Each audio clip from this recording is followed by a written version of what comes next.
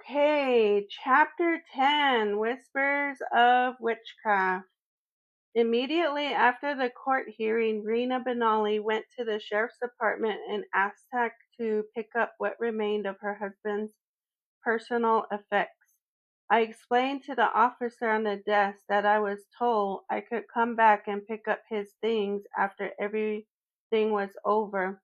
He looked at me and said, "Is everything over?" I said, "No, I don't think it will be ever."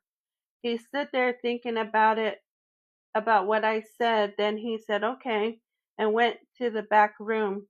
I could see him looking for Benji's things, and from time to time he would stop what he was doing and look back at me. He was coming back when the phone rang. He he could just have given me what he had, but he didn't. He answered it and made me wait, and he kept looking at me while he talked. I got his silver ring back. There was a tag on it that said it had been taken off Peter Burke, and I got his shoes back. You could see the scratch marks underneath where he had tried to push himself back from the ledge. There was sand and blood mixed together along the soles. They gave me his shoes and one sock. I asked where his jacket was. "May I have it, please?" I said. "Even if it's burned, I want to take it home."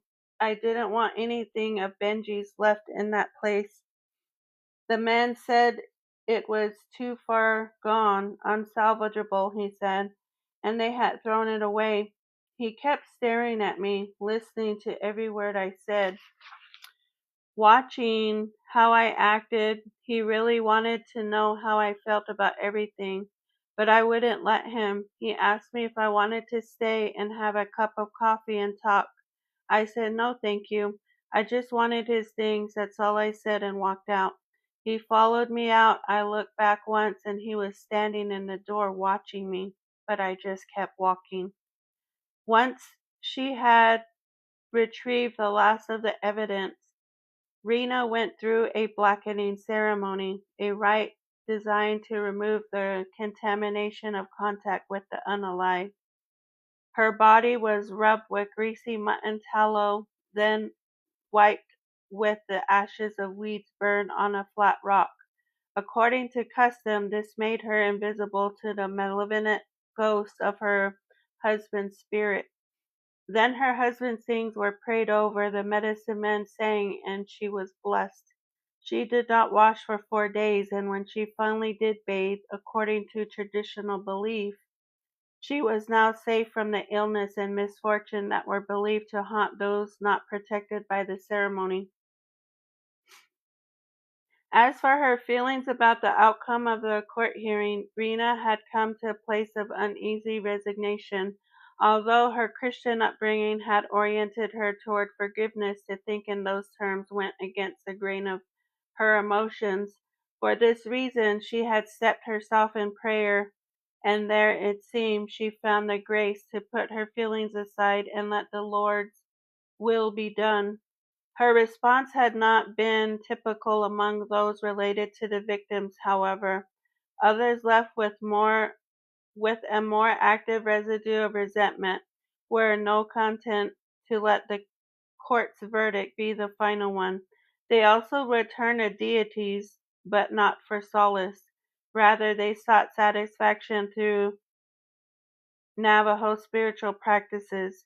At least this was a theory that I wanted to investigate, and the reason I approached Rena and asked her to arrange an interview with the medicine man.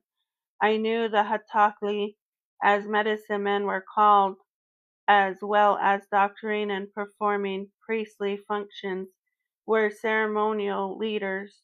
Were ceremonial leaders.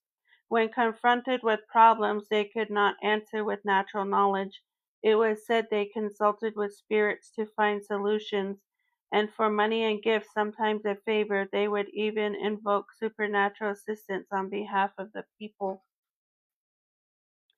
I was aware that helping me with research had made Rena's life less comfortable.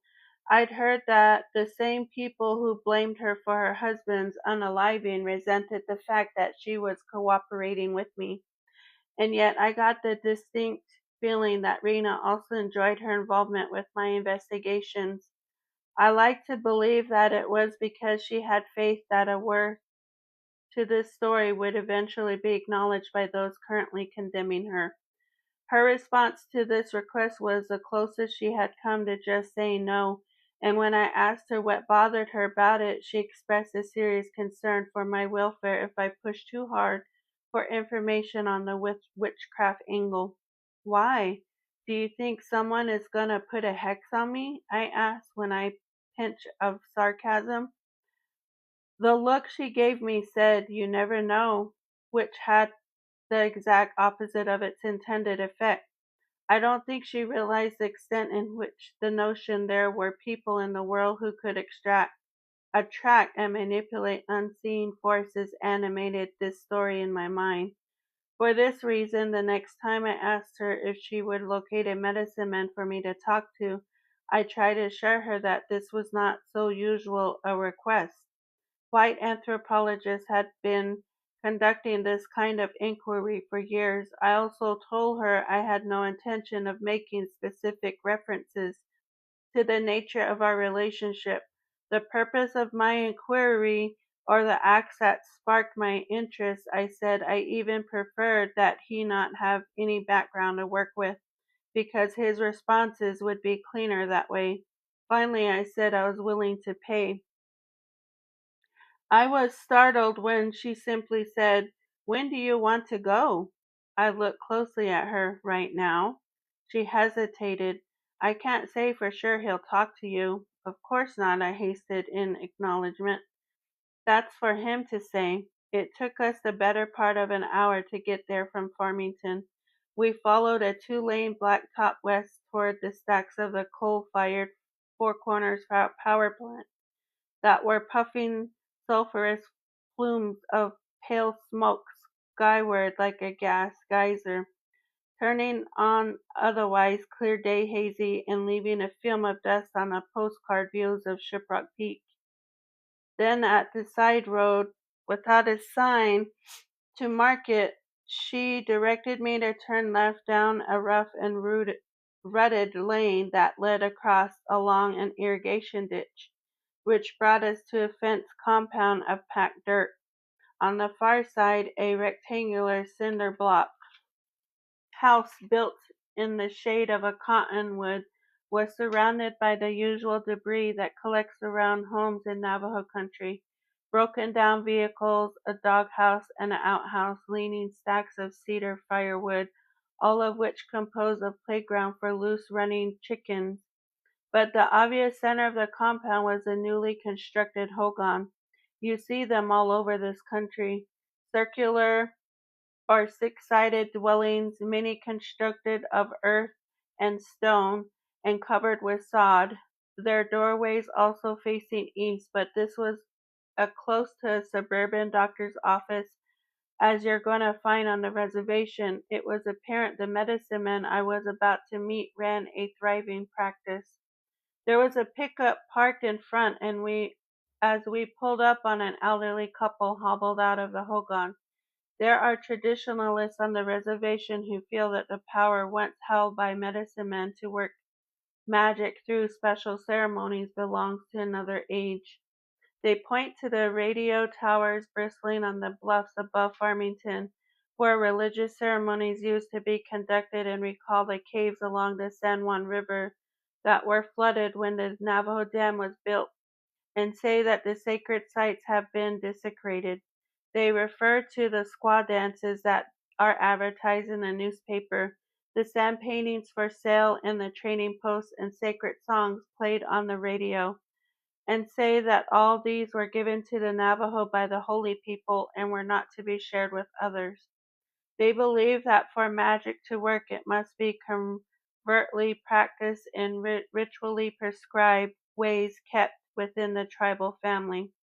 The soul and strength of the Navajo, these doomsayers contend, have been bled by exposure and commercialism. Nonetheless, religious ceremonies continue to be held and are widely believed to be effective. A family is not going to pay 1,000 for yaba chasing or 2,000 for a fire dance. The going rates if they doubt the value of traditional rituals.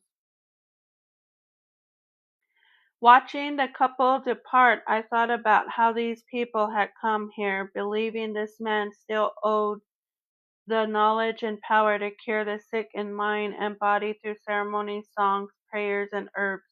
And I wondered if they were going away better than they came. I also wondered how I would assess the outcome of my visit. Since it was information I was seeking, not treatment, would I come away wiser? Just as I knew that a Navajo family could call on a medicine man to heal human suffering, was I about to find out about rituals that could be performed to direct harm to people? I let the couple leave before I parked, and for a moment Rena and I sat there saying nothing. I have no idea what she was thinking, but I was asking myself if I had already made a misstep and we should have called ahead of time. And what, schedule an appointment with his secretary? Rena broke the silence. I'll go in first and talk to him. I watched her go, noting her attentiveness and appreciating her position as my cultural ambassador. Rena had said she did not personally know the medicine man, only that he had a good reputation and was one of the few who spoke English. When she disappeared inside, I immediately went about organizing my thoughts into an order that prepared me for what I imagined was going to be my strangest interview to date. The situation was far from clear. Through a network of hearsay and gossip, I had been led to believe that family and friends of the slain Indians, feeling disharmony and anger at the outcome of the white man's judicial system and a need for action and retaliation, had gone to a medicine man who, acting as a witch doctor, had cast a curse on the three youths. Of course, most white folks I talked to scoffed at the idea. When I mentioned the witching rumor to Lieutenant Miller, a dubious expression dimpled his face. So I asked him, wouldn't it strike you as just a little bit strange if in fact all three youths are dead? His eyes bored into mine. Not half as strange as the way they done those Indians, he answered, as if nothing more needed saying. A number of other Farmington people had just as much trouble taking Navajo witchcraft seriously. I heard comments like, "What kind of story is that? A ghost story that's what?" People are free to think as they please, but in my book, belief in the supernatural is pure superstition. It's just another one of those Indian bugaboos, and there's no such animal. A reference to the fact that Navajo witches were called skinwalkers because it was believed they could turn into wolves, coyotes, or bears. There were some, however, whose experience inclined them to keep an open mind about these things, particularly when they had been personally involved in incidents that defied rational explanation. A retired criminal investigator for the Bureau of Indian Affairs told me about a case he had been called in on that still made him scratch his head. This was over near Tuba City, and someone was placing bird feathers on graves in a cemetery that had been that had people upset since it was supposed to mean a hex was about to put on the surviving family members. The Navajo police looked into it and found animal tracks that appeared to be dog or wolf leading away from the graves for about a mile and then vanishing. So they called me, all right, white man. We want an explanation. Well, I went out there and I picked up the trail leading out from the cemetery, and they were right. It was dog or wolf tracks, and I followed them to their inn, and then there was nothing. Nothing but a hogan, but it was a good 50 feet away. A person would have to have been an Olympic vault, vaulter and then some to cover the distance and not leave any sign. But there were none, and the ground had not been brushed or disturbed in any way. I thought, hey Joe, slow down, maybe there's something in this. In the time I've spent in Farmington, I've spoken with two Anglos who said they had heard from Navajos themselves about the curse. One was a woman who had been trained as a healing therapist under a Navajo medicine woman, assured that she was not some New Age mystic, but someone highly regarded in the community. I contacted her and we spoke a length. She admitted that her teacher had mentioned something about this, and it was her understanding that a group of medicine people had gathered in it and decided it was not right for those three youths not to have to face up to what they had done in this lifetime. So they had concentrated on collecting the negative energy. Her words, the boys had directed toward their Indian victims and reversing it, turning the evil around so it worked against the evil doer. In other words, I asked her if she would arrange for me to meet with the medicine woman. She did not think the chances of that happening were good, but agreed at least to bring up the subject the next time they got together. A month had passed by the time I called her back. Yes, she had spoken with her teacher. No, she would not discuss this matter with me. And the way the therapist characterized the refusal, it sounded like she'd been made to feel foolish for asking. My second source of the subject was a reporter on the local newspaper who had been interviewing me for a change. I suspect to see whether he had missed out on the story with larger implications than he'd previously thought. When I mentioned the whispers of witchcraft, he said, "It's no rumor. I knew the guy threw the curse." It's no rumor. I knew the guy who threw the curse. I looked at him casually. "Oh, tell me about him." He related a story about a party he'd gone to some years back that was also attended by a well-known medicine man who had bragged that he was a miracle worker who had cast a spell that sentenced the boy killers to unalive. I had my reservations. From what I'd read, shamans and sorcerers were not braggarts. Indeed, it was my understanding that once their power to direct evil was known, they lost it. That was one of the reasons the subject was shrouded in secrecy. By some accounts, it was also written that when a source of witchery is revealed, he is marked for unaliving. Thinking to myself, there was Claritans in the profession too. And I nonetheless asked the reporter how I could get in touch with this individual. This would be hard. He unalived in a car wreck not long after that. My gaze shifted to Rena, who was standing in front of the hogan, gesturing for me to come, and grabbing a leather satchel in which I kept a tape recorder and notepad.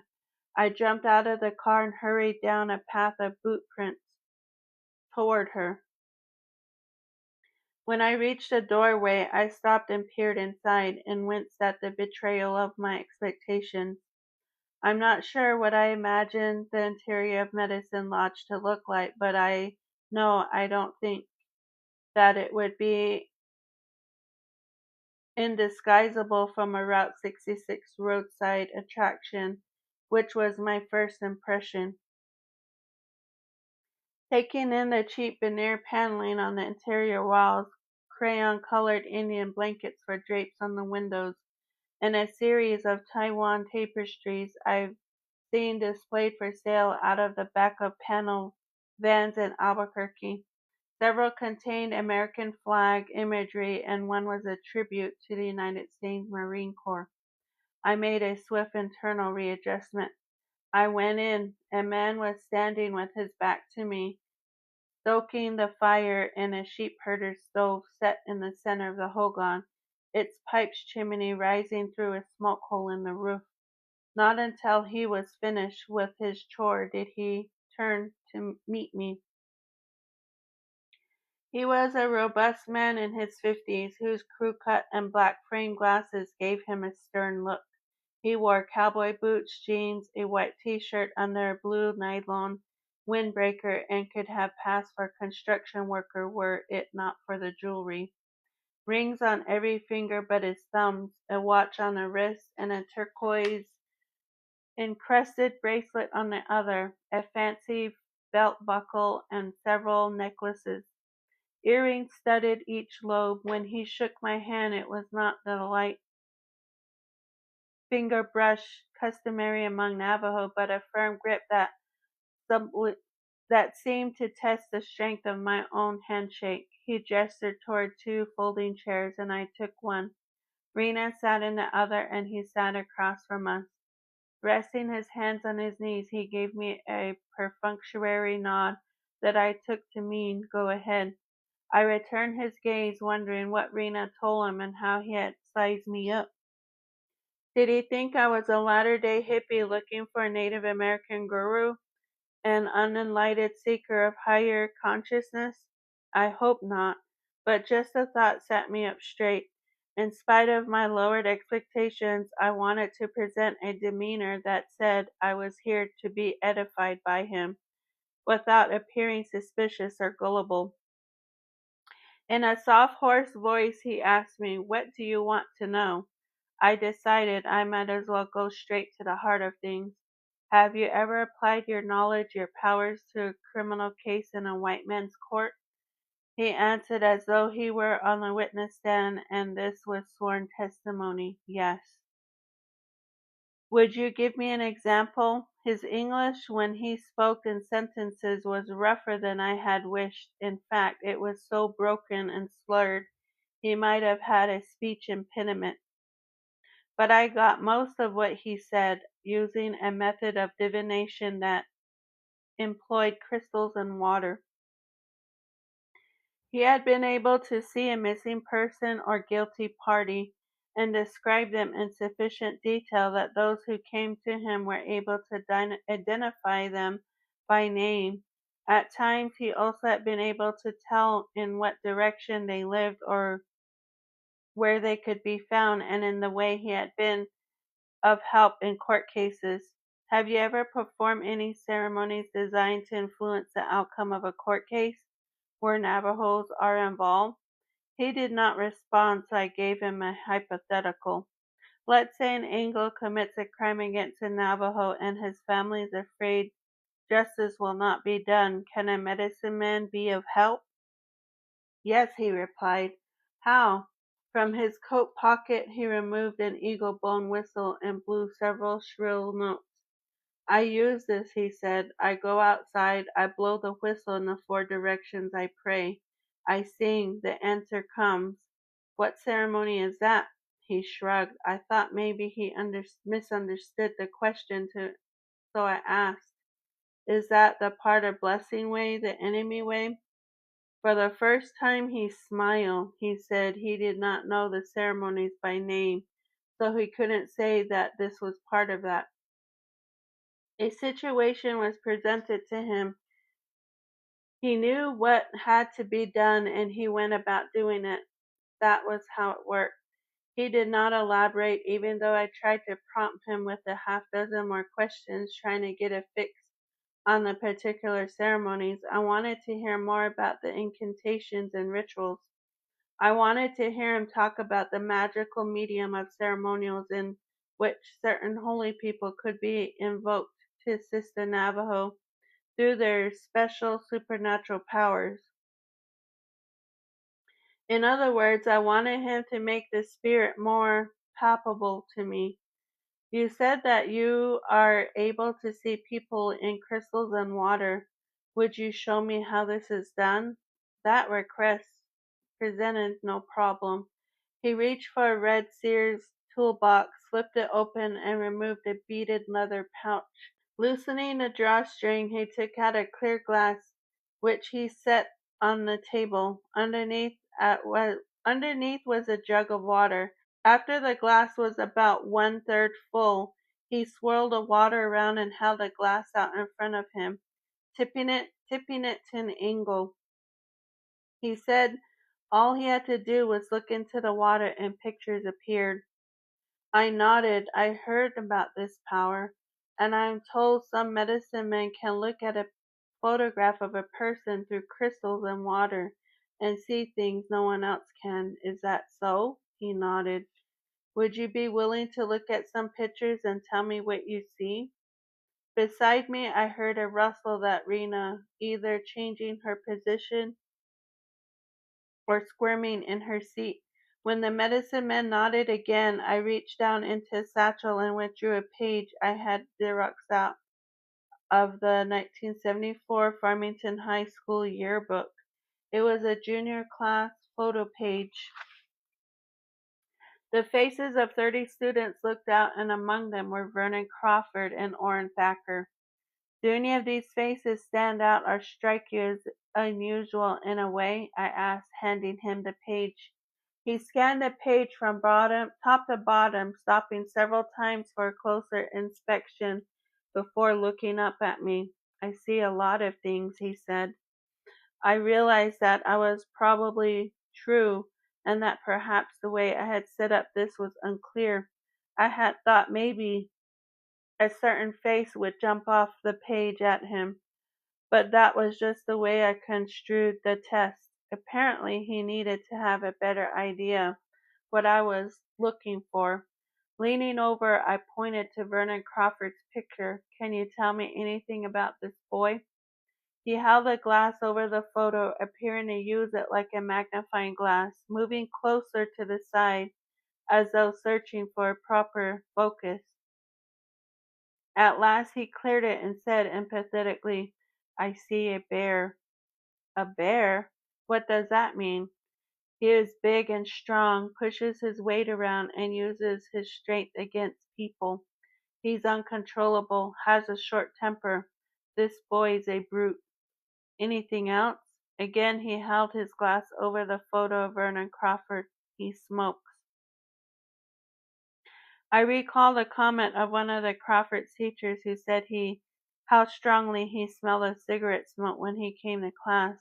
A lot of stuff the medicine man added. Meaning, he just looked at me. You mean pot? He nodded. I remember classmates telling me how Crawford was frequently stoned and the MJ and paraphernalia police found in his car after it was impounded. How can you tell that? I asked. Green spots on the side of his head, he replied, and extended both the page and glass to me as though they could be seen by anyone who looked. But although Crawford's face swarmed in and out of focus, I saw no green spots. Leaning back, I reappraised the man sitting across me. I did not believe he knew why I had come, and even if he did, that did not explain the character and accuracy of his observations. What about this boy? I asked, pointing to Orrin Thacker's face. Seconds later, he informed me he was seeing a deer. And what's the difference between a bear and a deer? You know how a deer is? It's not like sheep. It doesn't stay in a flock. It wanders the hills. This boy is wild like that. Acts crazy. He's unstable. Don't know what he'll do. That was the way Orrin Thacker's mind worked, all right, I thought. Anything else? After studying Orrin Thacker's photo for a moment longer, he returned to Vernon Crawford's picture. This time when he looked, he saw something but did not speak right away. He seemed to look closer a second time for confirmation. What? I asked. There is witchcraft associated with this boy, he announced. I pretended to be surprised. Witchcraft? Putting the water glass down and handing me back the page, he didn't answer. Can you tell me more about that? I requested. I've been doing this for 18 years and I haven't been able to find much about witchcraft, he said. Do you know who does that? How it's done?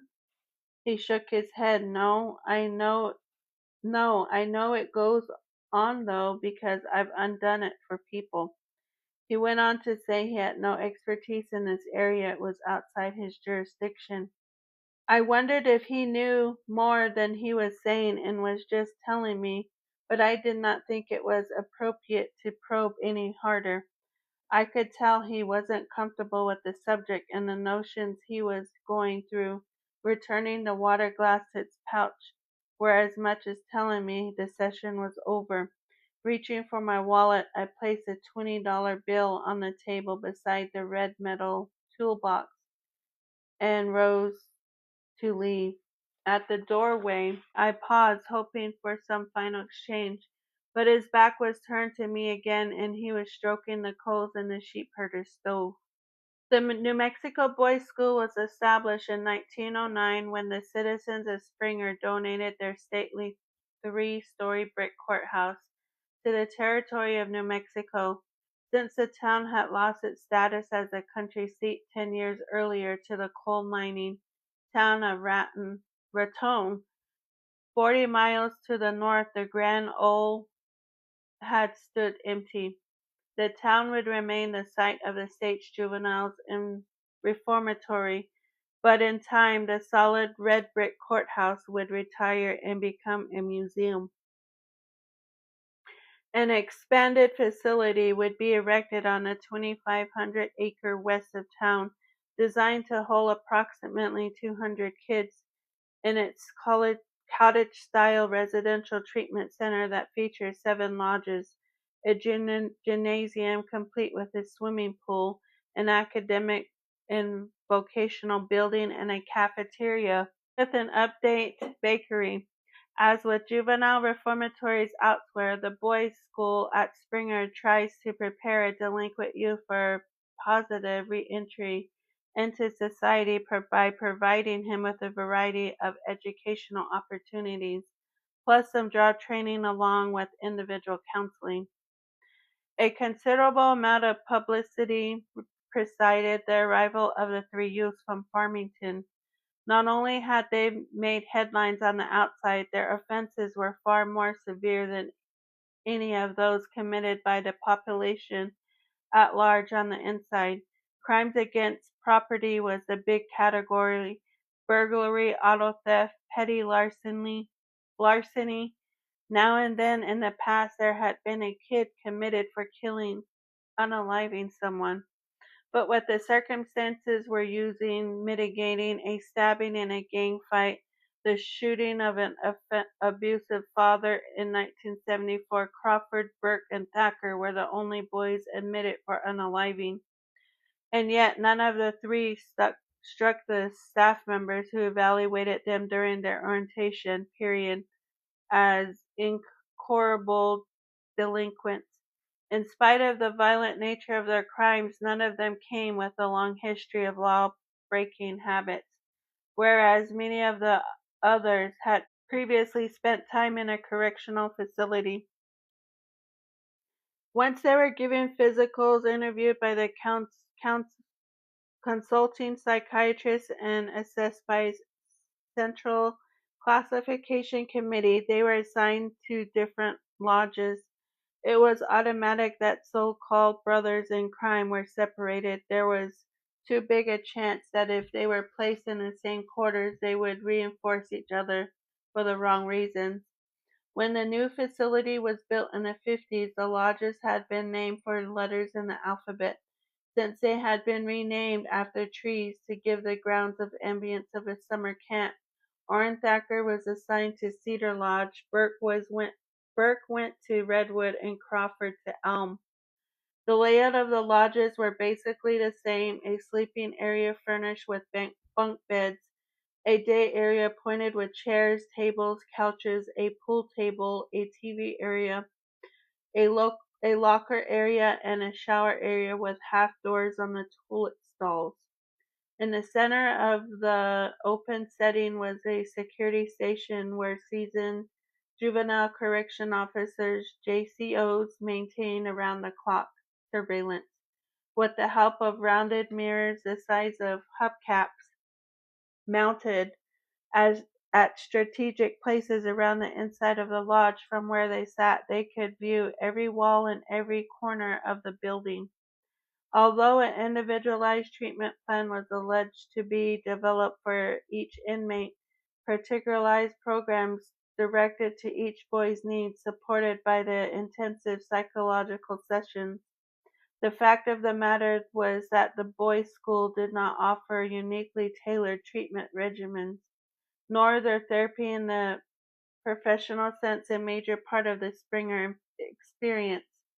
Indeed, at the time, psychiatrists and psychologists generally were not held in the highest esteem at Springer. In the opinion of one former staff, 90% of the psychiatrists I've met have no business passing themselves as authorities. They went to college, had a problem, didn't want to discuss it, so they took psychology classes to find the answer to their own problems. Got so many hours in and ended up majoring in the field. My feelings is that a lot of them do more harm than good. While not a point of view that received official endorsement, the sentiment that you didn't need to have a licensed psychologist involved before the therapeutic results were achieved and shared by a lot of people at Springer.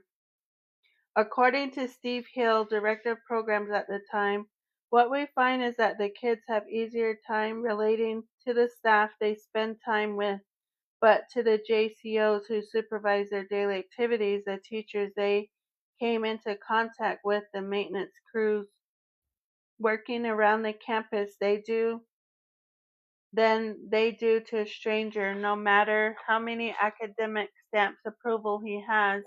He pulls a kid out of the living situation, takes him into the room, and tries to root out the cause of his problem. There were several reasons for this. That's who they are living with. That's where problems are coming up, and that's where they're going to get immediate feedback, which is important. So what we try to do is promote the idea of the paraprofessional, to give all the staff some in-service training so when a situation comes up, they can counsel the kids. We think that if you take a person who is able to empathize with others, is a good listener, and shows sincerity, that with proper instruction, he can do as good or even better job than a psychiatrist. Treatment philosophy at Springer relied on Glossier's reality therapy, an approach that did not look at a kid's record, see a string of priors, and automatically assume the kid has a hopeless case. But neither did it allow him to lay responsibility for his behavior on his past.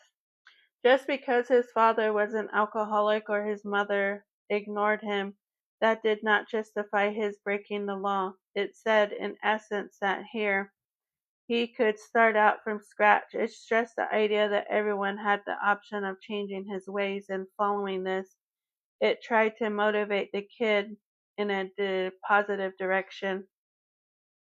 Realistically speaking, no one at Springer expected the kids there to walk out with their problem solved. What they hoped to do was get the kid looking into his strengths, cultivate his ability to deal with and overcome difficult situations, and give him some trade skills so when he left the facility he was enthusiastic about his future. Predictably, some you would feel good about, some you wouldn't know what to think, and others you would expect to see back in the custody of the Department of Corrections. More or less, that was the breakdown of the staff. Would come to think about the prospects of the three youths from Farmington. By almost every conventional measure, Vernon Crawford turned his life around during the 2 years he spent at Springer. He would represent his lodge on the student council at the boys' school, working for the betterment of school programs, which earned him the right to represent the boys' school at the state convention of student council. To exchange ideas with students from public schools across New Mexico.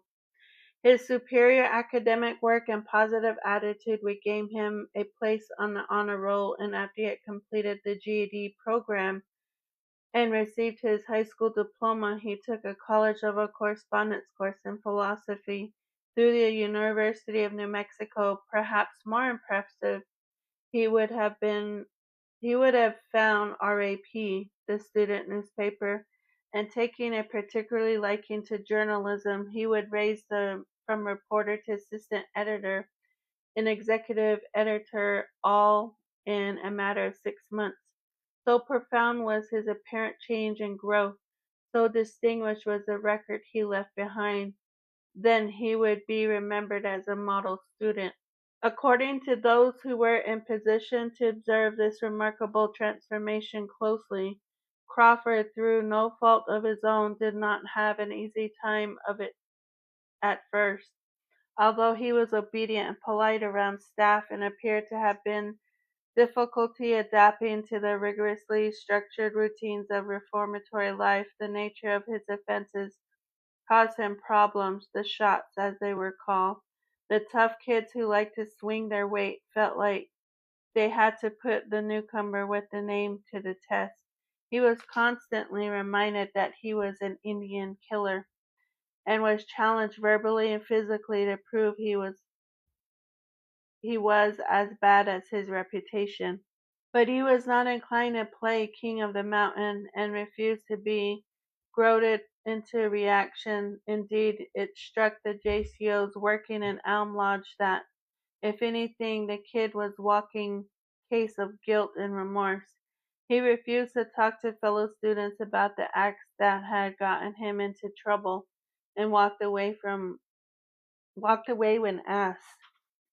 To disassociate himself from the person everyone seemed to think he was, he went so far to answer to a different name, taking on this first name, Cody, and dropping Vernon. It was only in his art class, his drawings and paintings, that one could find evidence that malevolent urges still coursed through his system. The same fascination with grotesque and morbid imagery that had shocked his public school teachers became even more stranger at Springer, startling seasoned instructors who thought they'd seen everything. Not long after Crawford began serving the sentence, Dr. Winslow had an occasion to visit Springer. While he was there, he was taken aside by Damien Wicker, the school arts instructor, who seemed very, very concerned. We went into the room where they did arts and crafts, and he showed me the artwork that Crawford had done. There were huge pictures of daggers and decapitations of dripping blood. Just a gory mess. When I saw them, I remember thinking to myself, this kid was more serious psycho- psychotherapology than I originally thought. The poor teacher, he didn't know what to do. It was my impression he had a lot of experience with boys, but was not a well-trained art therapist. Seeing the tremendous alarm on his face, I told him I would talk with a consulting psychiatrist and asked him to keep an eye on the kid. I suggested perhaps these expressions could be the use in helping the kid work through what was disturbing him, but to be perfectly honest, I wasn't sure if maybe it would just be best to leave some of this stuff buried. Damon Wicker taught graphic arts at Springer at this time, and he was probably the most popular instructor on staff. A former a former cowboy on the radio circuit, ex-Marine, who had seen action in Korea, he was real with students and willing to try innovative approaches to meet their individual needs. He had little faith in psychology. His gripe was that it dealt on the past and didn't provide people with a way of starting fresh. And he could see that Cody was not finding any answers from his session with the psychiatrist. Frequently, he came back from them in worse shape than he went in, and when Wicker would ask how things went, Crawford would brush the question aside, but Wicker could tell emotions had been stirred that left him unsettled. So he encouraged the boy to express himself through drawings, and what Cody produced was what you expect to see from someone who felt trapped in a box with no way out, or lost in a tunnel that had no end. Wicker decided to recommend something that he'd seen work wonders on others. He referred Cody to a scriptural passage about a man who had done horrible things but turned his life around through repentance and obeying the gospel. The next thing he knew, the boy was asking for more, and to make a familiar story brief, before the year was out, Cody Crawford walked down the steps of the baptistry in Raton, New Mexico, confused that he was lost and needed to be in fellowship with Jesus Christ. And after he was taken under the water, he came up a new creature in the kingdom of the Lord. The staff at Springer were particularly with so-called jailhouse conversations and usually meant a superficial change at best, something done to impress the authorities or get a kid out of a jam. A lot of those converts would draw pictures of Christ on the walls, hollow-eyed with a crown of thorns, were almost indistinguishable from drawings of the Satanists. Rarely did the religious beliefs have an effect on their behavior. So they were not naive, not without experience, and when word got around that Cody Crawford had repented his sins, accepted Christ as his Savior, and the Almighty had forgiven him, there were those who scoffed, questioned the sincerity of the change, and doubted the therapeutic value of these kinds of conversations. There was more to rehabilitation than saying the right things, going through the motions of a ceremony. They pointed out it must show in a completely different attitude, the de- development of positive thoughts, patterns as expressed in the actions of daily life.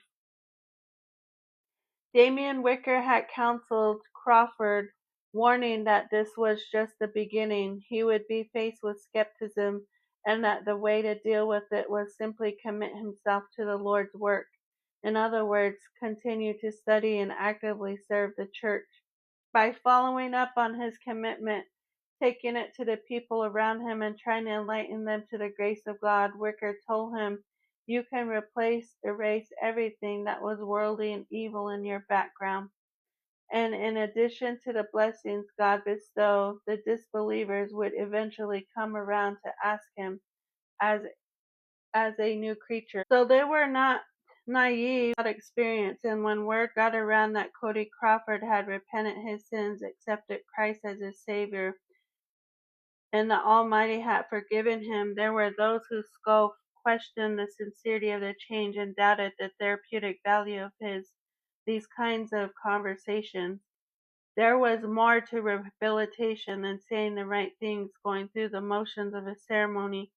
They pointed out it must show itself in a completely different attitude, the development of positive thought patterns as expressed in the actions of daily life. Damon Wicker had counseled Crawford, warning that this was just the beginning. He would be faced with skepticism, and that the way to deal with it was to simply commit himself to the Lord's work. In other words, continue to study and actively serve the church. By following up on his commitment, taking it to the people around him, and trying to enlighten them to the grace of God, Wicker told him, "You can erase everything that was worldly and evil in your background, and in addition to the blessings God would bestow, the disbelievers would eventually come around to accept him as a new creature." For Crawford, the question of how to put the past behind him had been answered. He continued to meet periodically with the psychiatrist, but because his attitude was so entirely different, he was more interested in praising the Lord than in his self-analysis. It got to where their conversations were brief and superficial.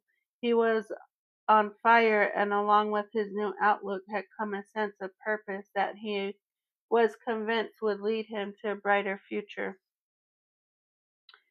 With evangelical ardor, he plunged into the Lord's work, inspired by those apostles who had been beaten and imprisoned, and who ended up by converting their jailers. He began to preach and teach. Fellow student at the boys' school, He established a regimen of Bible study and volunteered for projects helping other people, and the rewards were immediate, as holiday invitations to visit and stay in the home of the Church of Christ members in Raton poured in. Almost as important as the Lord's forgiveness to him was the brethren's acceptance. It was at the home of the Doc Show, a longtime Raton veterinarian and an elder in the church, that Cody met Lisa, a nice, pretty high school senior who adopted him like a sister. Charmed by what she saw was a touching innocence. She knew he must have done wrong to be committed to Springer, but what affected her the most were his shyness and insecurity, his fumbling attempts toward human contact, and a fear of rejection. She took great delight in guiding his re-entry into society, going for cokes and dragging Maine, introducing him to her friends, and having long heart-to-heart talks. For a long time she did not know the specifics about his past. They had known each other for almost a year before he told her about it in a letter he wrote from Springer. On his previous visit to Raton, she had told him about her boyfriend's problems, and now he was following suit with a painful disclosure of his own. It warmed my Christian soul for you to confide in me of your troubles. I know you trust me, and I'm going to trust you too. I don't think you know why I'm here. It's because me and two other guys got into a fight with three other men, and we unalived them. I'm what it termed a unaliver, but that was when I drank, smoked pot, pop pills, and other super dumb things. Also before I had Christ, but I'm a new person. I don't believe I'm the same Cody Crawford who did that. I told you this because you're a friend, and I know you'll understand and care and not condemn and judge. All I ask is a second chance in life. Jesus is giving me this, but it's hard and I need friends to lean on. She was unaware that his version of his crime contained particular manipulations of fact. In a subsequent conversation, he would distance himself even further from his acts, claiming not only was it an event that took place on a single night, but that his memory of what transpired was obliterated by prodigious amounts of drugs and alcohol. But even if she had known the truth, it wouldn't have mattered, because being a young Christian herself and seeing how important her reaction was to him, she felt a higher calling to accept him for the person he was hoping to become. Custody of Cody Vernon Crawford had been originally remanded to the New Mexico Department of Corrections for a period of 1 year, after which he could be released, or if it felt that his rehabilitation had been slight or extent efforts were necessary to encourage behavioral changes, legal custody could be extended for an additional period of 1 year. Although his individual progress by the end of the first year indicated changes that under normal circumstances would have warranted his release reconsideration, he was on step 4 of a 5-step program, which usually meant with continued good behavior, he would be out in a month or two. Because of the severity of his crimes and the feeling of the administration at Springer that there would be a public outcry if he was let go after serving only 1 year, a petition was filed requesting further institutionalization. The fact of the matter was that any other student having established a similar record would likely have been released. Crawford was functioning well, he seemed to be motivated, and he had succeeded in impressing a range of people to such an extent that they were willing to make special efforts on his behalf. Those efforts were spearheaded by Dem and Wicker, who, though his contacts at the Sunset Church of Christ, a training center for the Church of Christ preachers in Lubbock, Texas, now set the wheels in motion to try and place Cody upon his release from Springer in Lubbock Christian College, a small private college populated by about 1,200 students, whose parents sent them there in hopes that a continuing Christian influence would guide their sons and daughters through the perils of college years. At that time, the dean of students at LCC was Dick Laird. He had never before accepted a student who was presented under those circumstances, but he was intrigued not only because he had confidence in those people who were speaking up for the youth, but from what they had to say, that was someone whose involvement in Christianity had put him back on the right course in life. To give his student the opportunity to attend a Christian university, associate with quality people, and develop his potential had immense appeal. On the other hand, there were risks in taking a convicted unaliver as a special project. What if his rehabilitation was incomplete and he turned out to be a dangerous presence on campus? If his past became known and whether parents of other students object?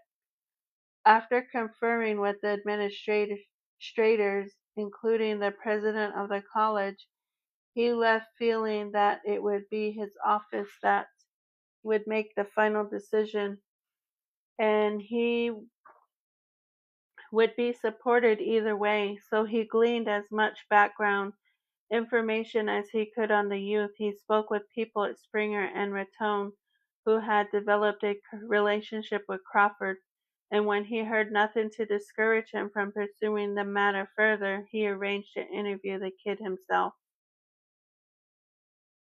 and took an immediate personal liking to him. The boy was polite and neat. He did not try to gloss over the past. He admitted that what he had done was wrong. He was remorseful, and he said he would never do it again. He seemed genuinely eager to get on with his life and prove himself worthy of the trust his new friends placed in him. Sometimes you play your gut feelings, Lard would say later, explaining the decision. Everything checked out and it felt right. Toward the end of the second year at Springer, Cody Vernon Crawford was released. He spent several months at the home of the Skulls in Raton, helping Doc in the clinic and the mischievous around the yard and garden. And in time for the beginning of the next semester, he moved to Texas to begin classes at Lubbock Christian College. For that first year, he was not set up with a roommate. He lived by himself in a dormitory room, nor was anybody, faculty or student, apprised of his past. In order to give him a fresh start, it was felt that no one should know that he was an administrative experiment. And from the reports of those who came into contact with him during the first year, he proved more than worthy of the chances that were taken on his behalf. Reserved and controlled at first, which was understandable considering he had spent 2 years in a capsule. As he relaxed and began to feel more at ease around people, he became more outgoing. Dean Lard had arranged for his part-time employment on the campus security force, patrolling the parking lots outside the college-owned dormitories, which helped him to build confidence. His circle of personal friendships widened as he took on volunteer work for a variety of compassionate cases. He signed up for the Big Brother program. He helped some other kid who had less than happy home life, he said. He worked as an aide in the physical therapy for a local hospital. For the satisfaction of seeing people come back from being down, he explained. He responded to a challenge issued to new college students by a progressive preacher from a church 15 miles on the other side of Lubbock, to be a part of ministry that reached out to minorities and underprivileged. Rising early each Sunday, he would drive a bus around the ghettos of East Lubbock, picking up Black and Hispanic church members who had no transportation of their own. Indeed, he was so active, so energetically filled with a servant spirit, that it struck some of who were close to him that maybe he was overcompensating for something. Amy McClone, a schoolmate he dated several times, who was one of the few students he confided in, felt many of his decisions it was like he was trying to pay recompense. I would think to myself, why do you think you have to keep praying for what you did? He pushed himself so hard to where between his volunteer work and his schoolwork, he almost had no time for himself. I felt like he knew in his intellect God had forgiven him, but emotionally accepting that grace was very difficult, and volunteering for this and that was his way of repaying the debt he felt he owed society. This issue in the general case was not an uncommon one. Student at Lubbock Christian College faced just how forgivable are we for our past mistakes. On the one hand, they heard all the time they were forgiven the minute they asked to be forgiven, but there were other messages coming at them from the church that said God does not forget, and true forgiveness was not the easy to obtain. It was something that a number of students were struggling with at the time. Though few had as hard as time as Cody Crawford, the need to break free of the demoralizing circumstances of his past to be like and accepted as an equal apparently became an obsession with him.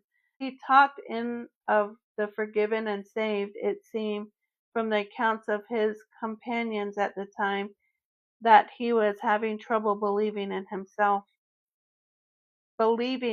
himself. Nor was this the only thing that Cody Crawford was struggling with.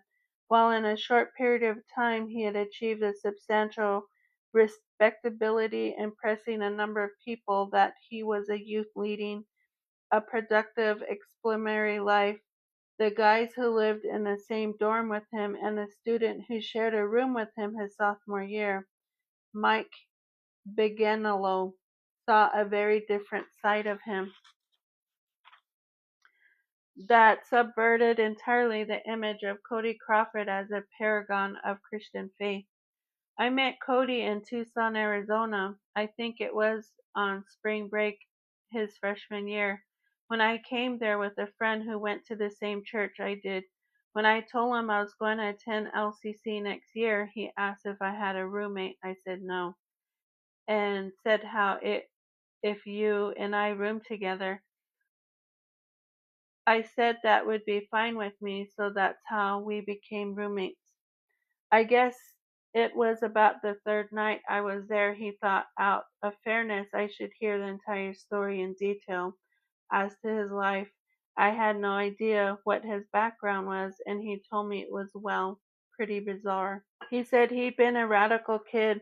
He did not go for real far back in his childhood other than to say he smoked his first cigarette and had his first drink when he was a tiny kid. Mostly he talked about the preceding 3 or 4 years, beginning when he went up to Denver area, where he wasn't doing anything in particular, just hanging out with friends and shooting. Heroin. From what he told me, he was into heavy drugs for about 6 months. That was where he unalived his first man, was in Denver. It was over drugs. The guy had drugs, and Cody had no money, but he had to have the drugs, so he unalived the guy. And he told me what it was like to unalive somebody and twist the knife in extreme detail. He said it felt really good. The sound it made makes as you turn the knife. He said it was like sticking it in a watermelon. A gush sound. He said you don't hear anything else when you do it. He said when you do it, you hear that slurping sound as the knife turns and nothing else. And when you pull it out, you can actually hear it close up. He told me about the Indian incident too. On that particular night when he told me they had been doing ACID. He said he didn't remember too much past the general picking up and beating up. According to him, he was in the back seat getting HIGH, and the other two guys were in front.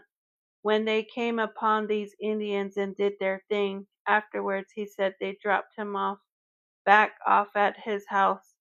He said he woke up the next morning and had ketchup on his hands, so he knew something had happened.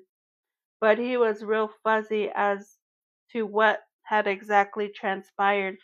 He said he had just washed up and went to get breakfast when the cops pulled up. Cops called out over the bullhorn they had the house surrounded. He said he didn't have any idea how they figured it out. The only thing he could assume was the other two guys who had been with him that night had been busted somehow.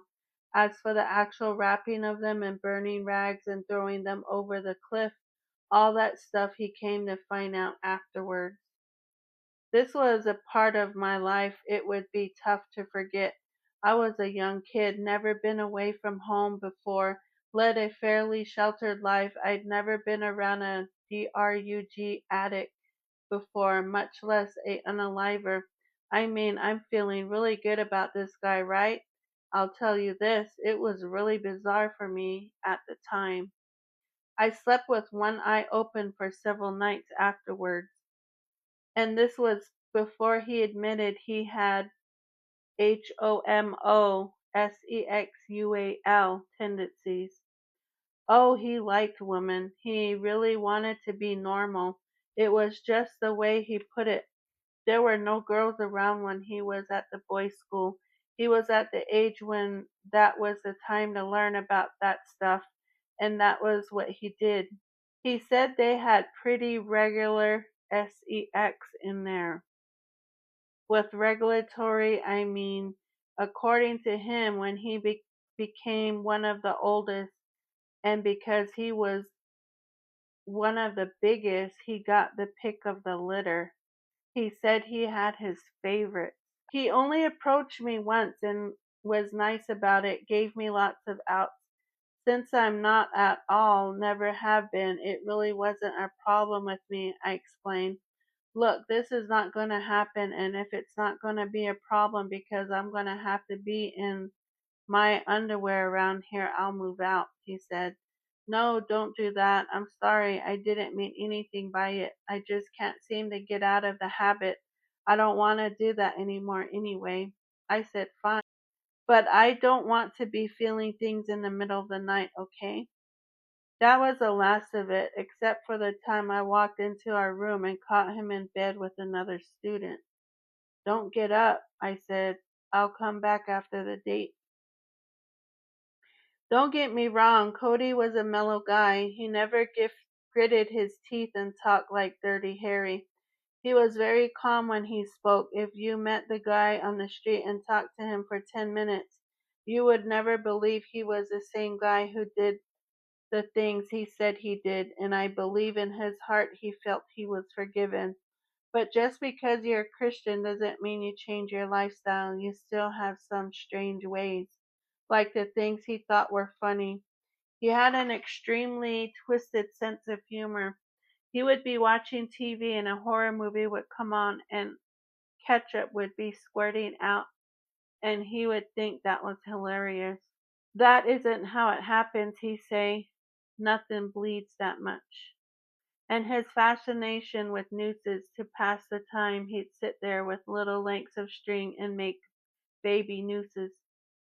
He was impressed with himself that he could make a noose so fast, and he could. He could make nooses faster than anybody. He taught me, and we hung a few things like a bag of flour to see how well it worked. It worked pretty well. He thought it was neat that people saw him making a noose. He'd make one in class and hang his pinky and get a weird look on his face that would get a rise of people. He had a key chain that was a noose, and a noose he'd made out of a rope hung from the ceiling in our room. And NIVES, he was really big on NIVES. He said he loved them. Everything about them. He had 3 of them. One was a 14-inch MACHETE that he kept hanging on the wall except when they came to inspect our room. And because we weren't supposed to have any, he'd hide it in a top drawer under his underwear. Another came from the Philippines and had a whole bone handle, a whale bone handle. Once a week he would sharpen his NIVES. He kept them razor sharp, and he was sharpening his knives the night he cut me. As I recall it, either I wanted to go someplace and he didn't, or he wanted to go and I didn't. And anyway, we were just fooling around, and I grabbed my gym shorts and tossed them at him. He was on the bed sharpening a NIVE at the time, and he lashed out at and slashed my knee. I'll never forget his reaction. The first thing he said was, "Oh, it's not so bad. I've done worse." But then after I went and got stitches, I went over to the friend's apartment, and he showed up literally crying and begging forgiveness and pleading for another chance. Well, I believed it. My father was an elder. I was raised in the church. I was raised to forgive, and that's what I did. Supposedly, I was a good friend when he cut me. After that, I became his best friend because I forgave him and stayed his roommate. Deep down, I'd say there was a lot of turmoil in Cody. He had a temper, man, he had a temper, and he was a moody, moody guy. When he was down, he'd be way down, and when he was up, he was really up. There was no in between with this guy. As for his attitude towards what he'd done, I never got the sense he felt guilt or remorse. Never. In fact, he bragged about being in Time magazine. He kept a copy that had an article about the Indian unalivings on his desk. He said the American Indian movement had a price on his head, $600 or some kind of small thing like that, but he thought it was kind of neat that they had a contract out on him. This was why he had to keep his KNIVES sharp, he said. They were part of his self-defense in case the Indians came after him. I tried to tell him that was a long time ago. They probably don't even remember your name, but he was very cautious, almost paranoid. He'd even said he'd heard that they had put a curse on him, though he talked about like it was a superstition. As far as I know, he didn't do anything to counter it or look into it further. It's true, Cody would talk like this. His past was behind him. This was the present. He wasn't that way anymore, and he was convincing that was a changed person. But you could tell his history also made him feel important. He was part of being somebody, like he got his identity from having a price on his head, from being in time, from unaliving somebody and getting away with it basically. When he first told me the story, I think he almost really enjoyed my reaction. It was his way of telling me you're dealing with a celebrity here. The way I ended up looking at it, his past trashed his life, but it also gave him 15 minutes. Although he could continue to have his defenders impressed by his altruism, who believed it grew out of the sincere desire to help others, who to this day see Cody Crawford as someone whom Christian faith worked its wonderful magic, it was hard to ignore the stark, vivid, dismaying positions in word and deed that contradicted the appearance that his was a wholesome conversion. No question religion gave his life a dimension it would otherwise have lacked, gave him purpose and hope, but there were too many dark hints that he still suffered from a kind of malady over which his faith exercised in tedious and uneasy control at best. The lightning changes of mood, the morbid sense of humor, the propensity for physical violence, the craving for kinky sex, the noose and knives rather than crosses and pictures of Jesus that adorned the walls of his room like the relics discovered by police in a flop house after a cloaked unaliver has been apprehended, and not to forget the obligation to confess that at times come across like an exercise in self-dramatization, as when he blustered about his alleged drug addiction and nasty KNIFE work, while at other times he operated on the edge of fantasy, as when he reduced a brutal and bloody series of unalivings to drunken brawl and tried to blame it on booze and drugs.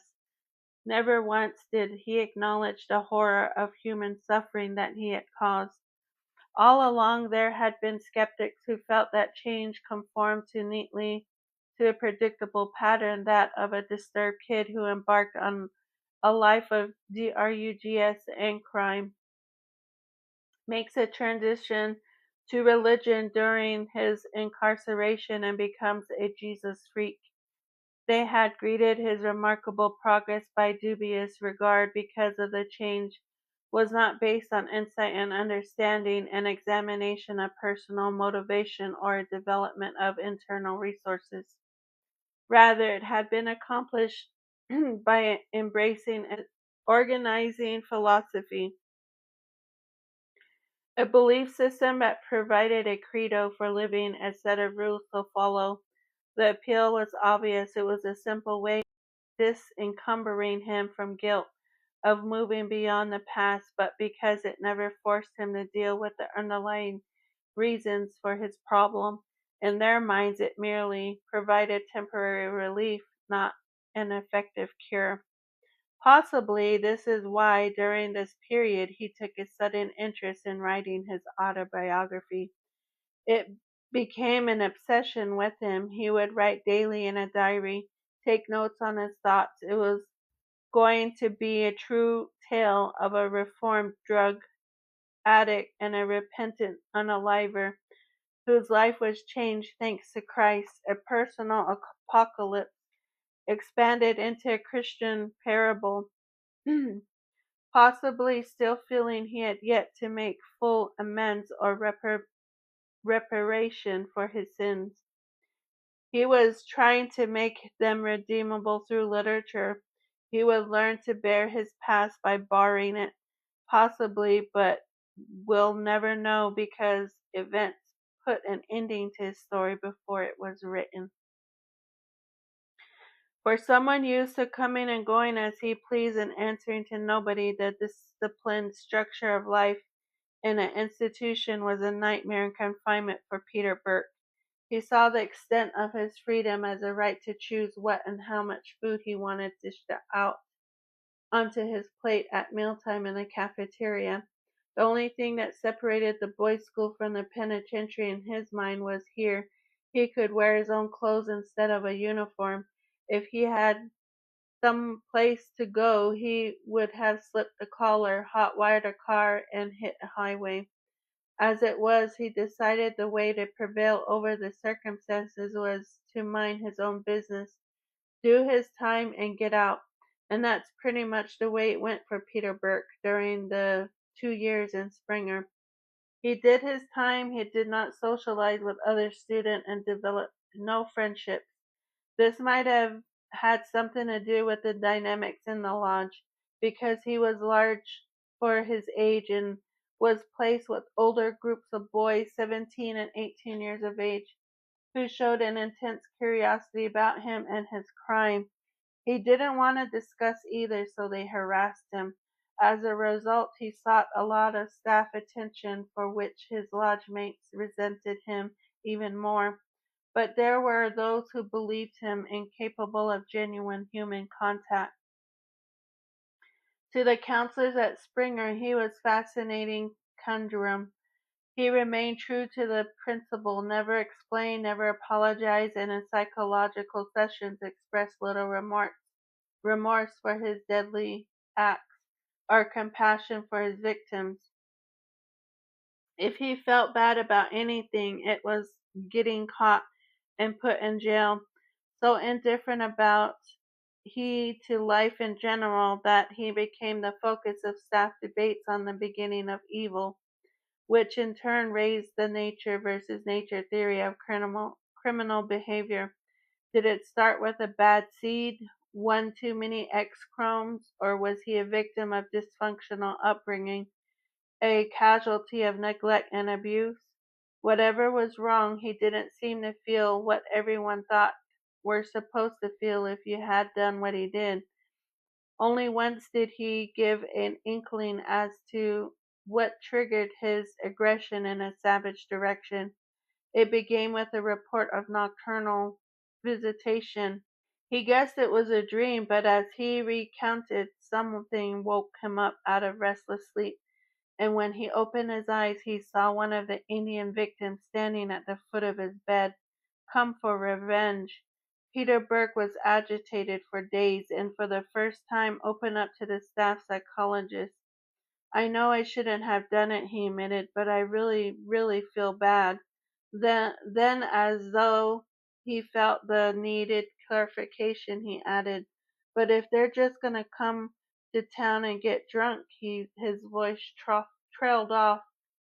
When it returned, it sounded as though it came from a great distance. "My mom was an alcoholic. I hate anybody who drinks like that." Burke had been at Springer for almost a year before he had his first visitors. His older brother Raleigh and his sister-in-law Mitzi. After spending an afternoon with him, Raleigh came away thinking his kid brother seemed reasonably content and had adjusted well to his conditions. Mitzi's impression differed vastly. What I don't think Raleigh saw was the controlled environment Pete was in. He didn't have many options to doing well. When I saw him, I saw a con artist. Look at me. I can be good, if that's what it makes to beat the system. I didn't believe him for a minute. I saw his act as the best way to get out of the situation he was in. The more he appeared to be okay, the more points he got, the sooner he'd get out. Nor did Peter Burke fool the staff at Springer. Though he did not present a disciplinary problem, the evaluations on his report card indicate no one thought his prognosis was good, and indeed one went so far as to call him a hopeless case. Near the end of 2 years, when all three Farmington youths came up for review, Peter Burke was still at step 3. No one thought he was ready to become a productive member of society, but neither did anyone feel major rehabilitation was likely, no matter how long he was kept. And because there were no grounds to continue to incarcerate him, a search for placement in an outside community was initiated. It was deemed best by everyone concerned that none of the youths should be allowed to go back to Farmington when they were released. It was bad policy to allow a youth to return to the same environment that had led him to his offense. In this case, a big consideration was also a risk of reprisals from the Indian community. Pete's older sister, Glenda, was living in Dallas at the time, and when the issue of parole came up, she expressed not only a willingness but a desire to take her errant brother to in upon his release. She said she had not been around when Pete had gotten into trouble, nor did she gave support to him earlier in life. Now she felt it was her time. When he first moved into his sister's Dallas apartment, she was all accepting. She never told him to do anything, never disciplined him, never asked him about the unaliving behavior, did not insist he continue with psychological counseling. She seemed to think that he had learned his lesson and given a chance at a fresh start would lose his bad habits. The only time she drew the line was when she discovered that after she went to bed he would sneak out, take her car without permission and drive around to all hours of the night, returning just before daybreak. Do something smart like that again, she warned him, and he was on his own. During this time he was enrolled in Richland College, but it was not how it looked. The only reason was money. Because his father had been a veteran, he was entitled to benefits until he was age 18, unless he was continuing his education, and as long as he was going to school, he was eligible for payments until he was 21. But even though he was classified as student, he rarely attended classes. He was far more interested in partying and drinking. He may have detested alcohol, but also drank like one. His destiny, as well as his rogue behavior, caught up with him one night at a party when he had tapped the beer keg at least a dozen times, was feeling mouthy and smart Alec the wrong guy. A surly biker whipped off the motorcycle chain he wore for a belt, and the first lash caught Burke on the side of the head, spinning him around. The second dropped him to his knees. The third crumpled him onto his back. The fourth, fifth, and sixth blows to the head were distant thunder, just as it might have sounded to this Indian victim, who also continued to be pummeled once they were down. It was morning when he came to, and he had felt like a stake had been driven through the center. He figured he must have suffered a concussion and did not consider the injuries to be serious, not even when he woke up in the middle of the night on the floor, as though he'd been thrown out of the bed during his sleep. Not even when later in the week, when he had been standing someplace and would start to tense up, his hearing would change, he would begin hyperventilating, and he would wake up lying on the floor, not until he had a seizure in his sister's presence and she called an ambulance. As it was explained to him, the trauma to his brain had caused scarring, which in turn caused the epilepsy. Massive firing of the nerves in the brain in a disoriented way. It was not something that would get better, nor would go away in time. It could only be controlled by medication. After the beating, the quality of his life never good, only worsened. It took a period of experimentation to get the medication level right, during which he continued to suffer seizures that were accompanied by disorientation, mood swings, and memory loss. By the time the seizures were under control, the damage to his brain was indelible. He had never been a quick mind, but neither had been as slow-witted as he was now. When he tried to remember things, his recall was scrambled. He had always had a deadpan personality, but now his bearing and demeanor were so flat at times he seemed like a patient only partially come out of coma. Since he could no longer keep up the pretense he was as a student for money, he took a job at a convenience store clerk, and he had worked there no longer than a month when he got into big trouble. A customer left her purse on the counter, and when she had not come back for it by the time his shift was over, he took it with him. In a way, it was a reversion to behavior begun years before, when he had stolen money from his mother's purse. Then he had rationalized that if he didn't take it, she would spend it all on beer anyway. The only time he'd been caught was when he took it before she had a chance to go to the liquor store. Now he gave it no more thought that once again here was stuff he could put in his pocket and go out and buy what he wanted. For a week he lived the high life on a stolen credit card. He thought about getting caught and told himself he should probably throw the cards away and after the next purchase, but it was always going to be after he bought one more thing. The law rang down when he went to the store that checked his card, and rather than walking out with a TV, he left in custody with the Dallas police. Because this was his first offense, he made no mention of the trouble he got into as a juvenile, and it wasn't on the computer records. He was put on probation for 10 years. Less than 3 months later, he was arrested again, this time for forgery. He stopped by a buddy's house, stolen one of the father's checkbooks, and written a blank check for cash.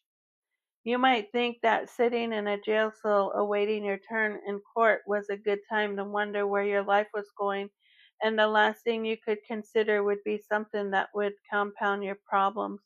But Peter Burke's odd mix of defiance of authority and energetically decisive persons won out. While waiting for a court hearing, he became pals with a cocky prisoner who was planning a jailbreak, and he decided to go with him. The day before his court date, Burke asked for his street clothes, which were brought to him. An hour after lights out, he and his partner tied a sheet between two bars. It was an old jail built in the 1900s with the bars bolted to the outside of the windows and twisted until they had created an opening wide enough for them to slip out of their second floor cell. At a nearby used car lot, they found where the keys were kept, and they were pulling out of the lot when a police cruiser happened by. A long middle-of-the-night siren-scream car chase was stopped by a roadblock. Escape attempt, burglary, and grand theft auto were added to the forgery charge. Peter Burke was sentenced to 5 years in a Texas penitentiary. As with everyone who enters the prison system in Texas, his first stop was Huntsville, a Confederate prison during the Civil War that had held Union soldiers kept in service as an orientation unit for the Texas Department of Corrections. After he was given a physical exam, psychological test, vaccine shots, and a haircut, he was shuttled by bus to Clemens, one of the work farms where inmates raised and harvested cotton and vegetables. Reveille sounded at 5:30 in the morning when the lights came on and inmate trustees walked up and down the cell blocks banging on the bars. Then they ran you down to the cafeteria to breakfast, ran you back to your cell, ran you out to the fields where they work you like a slave under a broiling sun, and an armed boss on horseback ran you back for lunch, ran you back to the fields for another shift, and ran you back in the end of the day. And when they said run, you didn't gallop, you were spurred up to speed by the sharp end of a 3-foot nightstick. A week of hoeing vegetables, and Peter Burke had had enough. He laid it down when the work squads were called out. He stayed in his cell, discovered there by a guard. He asked if he had a medical pass to stay in. He shook his head. Then get your ass out of here, the trustee snapped. Fuck you, Burke shot back. Ain't gonna work less I get paid for it. In prison, no distinction is made between dangerous behavior and obnoxious behavior. Neither is tolerated, and refusing to work is a major infraction. After a thrashing that left him punched and kicked senseless, he dragged along the highway and bounced down 3 flights of stairs to solitary confinement. Being thrown in solitary didn't mean a lot to Peter Burke. It wasn't any more uncomfortable than his regular cell. Smaller maybe, but basically furnished the same, a bunk, a crapper, and a sink. The silence and boredom got tiresome, but he soon figured a way to beat that. He went into a kind of hibernation, passed the time by sleeping, and even came to think of sleep as a way of shortening his sentence.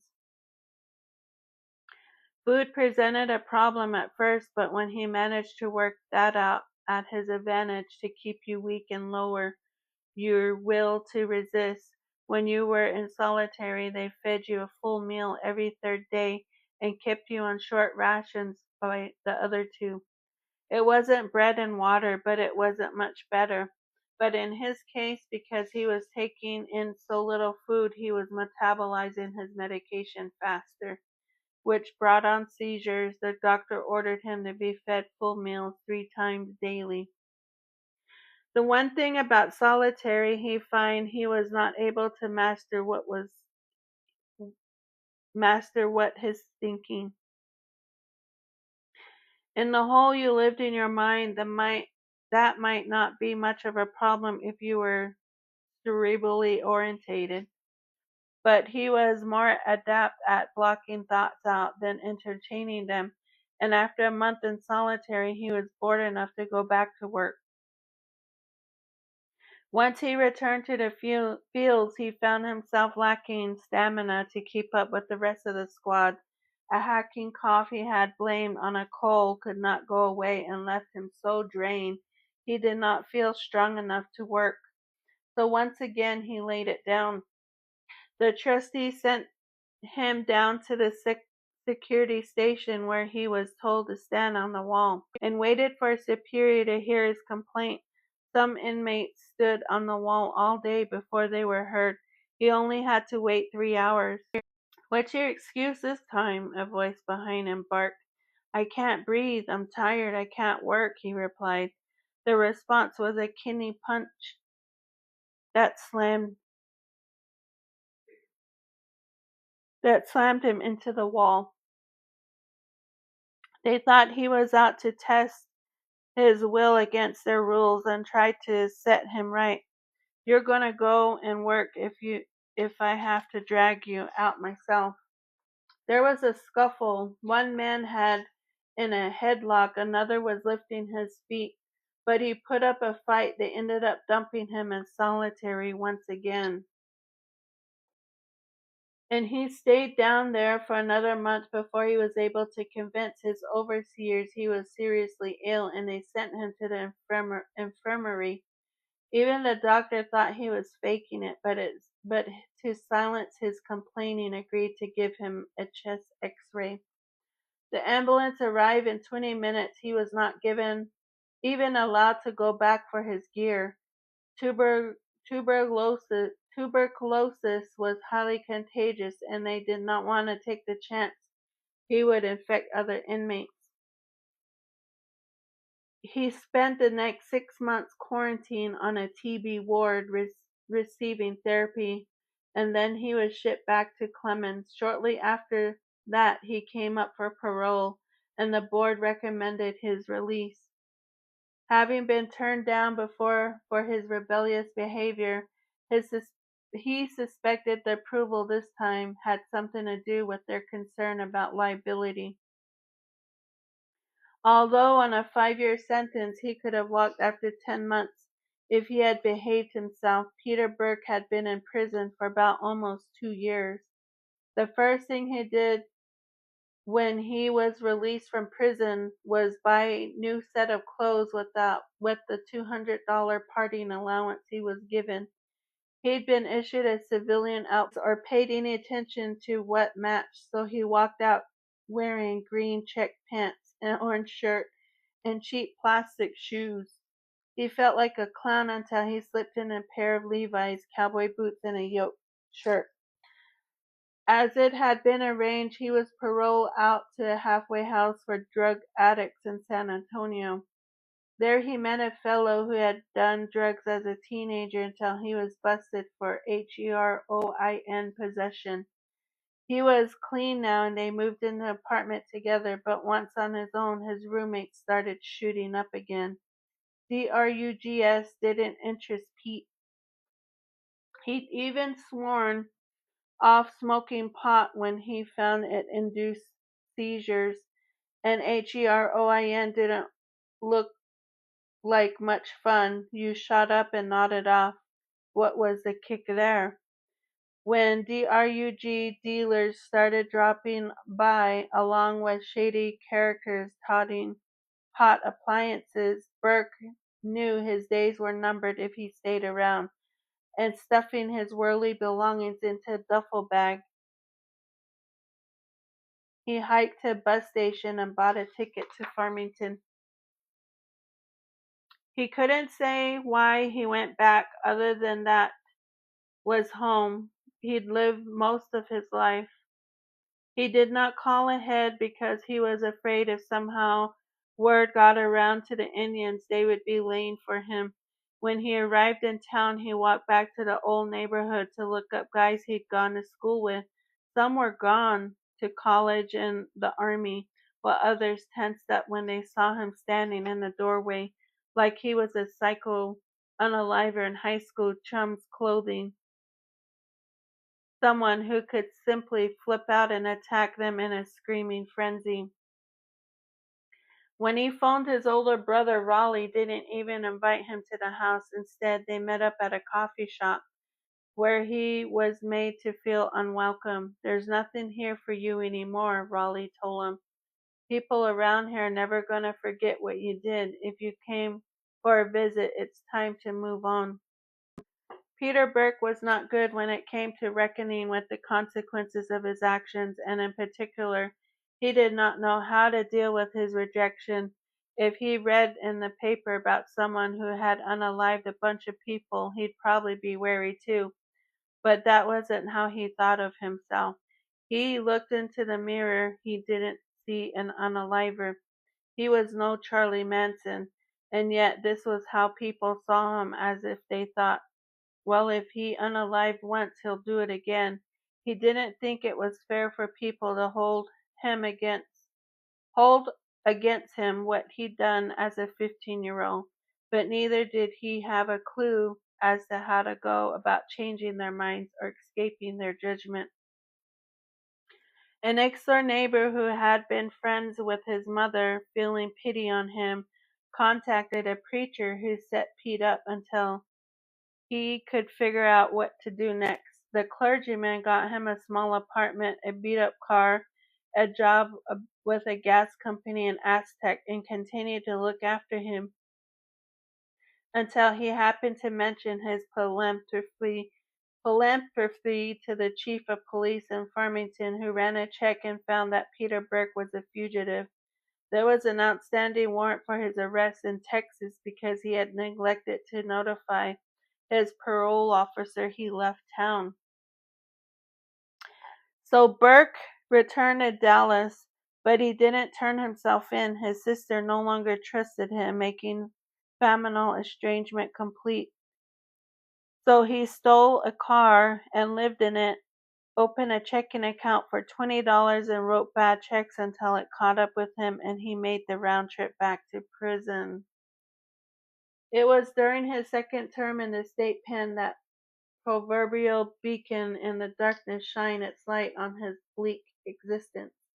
There was a Bible toter on his cell block, a black man who found God and wanted everyone else to. For some reason, he took a liking to the troubled youth. When he couldn't talk him into attending worship services, he pleaded with him to enroll in a Bible correspondence course, thinking it couldn't hurt and knowing it would look good on his record when he came up for parole. Burke said. Burke said okay. To his mild surprise, the things he found himself reading made a kind of sense. According to the Bible, everyone was a sinner, but if he asked the Lord for forgiveness, he could be saved. He liked the sound of that, and according to the Bible, if you prayed and believed, you could change the shape and directions of life. That too had an appeal. And so he continued to read, and then he began to pray, and through the jailhouse preacher he had introduced a network of Christian advocates of prison reform, which led to correspondence with a kind-hearted Christian lady from Seattle. And the next thing he knew, he was offering to take him to her home upon his release and become Texas was big on born-again inmates. He found himself up for early parole. He didn't know whether it was a coincidence or an answer. All he knew was the brakes were going his way for a change, and it looked as if luck had turned around this time. He began to read the Bible, so he took a private vow to believe in a Christian manner as long as it seemed to work in his behalf. And so he continued to read, and then he began to pray, and through the jailhouse preacher he was introduced to a network of Christian advocates of prison reform, which led to a correspondence with a kind-hearted Christian lady from Seattle. And the next thing he knew, she was offering to take him into her home upon his release, and because Texas was big on born-again inmates, he found himself up for early parole.